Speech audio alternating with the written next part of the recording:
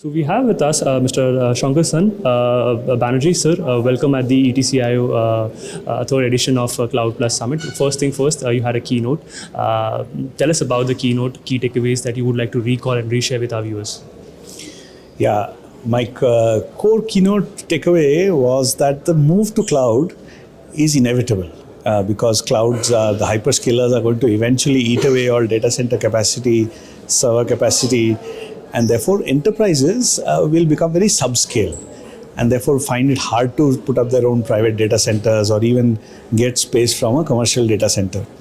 And so maybe it'll happen in 5-10 years, maybe it'll happen in 15 years, but it's definitely happening.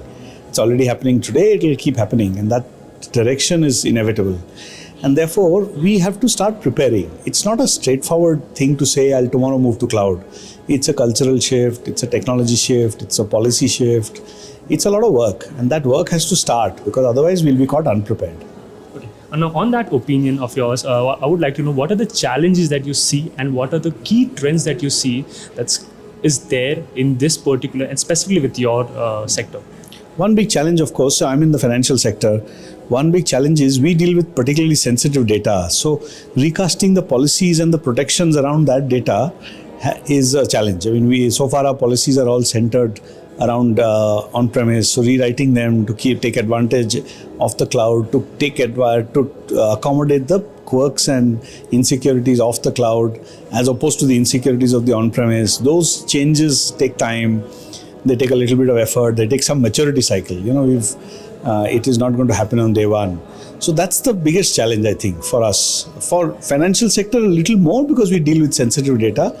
But the challenge is the same pretty much for every industry. How to move paradigms. Change is hard. So some of it is resistance to change. Some of it is lack of skills. Some of it is a simple maturity cycle. We have to be around we have tried a few times, keep failing a few times, and then we'll get it right. So that's the whole cycle. And what are the trends that you see that's emerging in this finance sector? So 2-3 big trends. There's a huge change in the way we work. We used to be fairly slow, but this digital transformation, the digital payment revolution in particular, has made us a very different business. We are now tens of thousands of transactions a day as opposed to a few hundred transactions a day. And small transactions very frequent, which is very, very different from what banks are used to dealing with.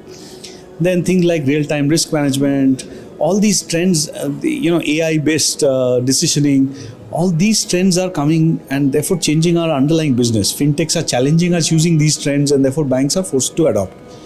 And they're doing so at a scale. I mean, fintechs, because they have the cloud, they'll be able to do it on day one at the same scale as a full-fledged bank. So that's the challenge that we are constantly having to adopt to. It's a big transformational time for us.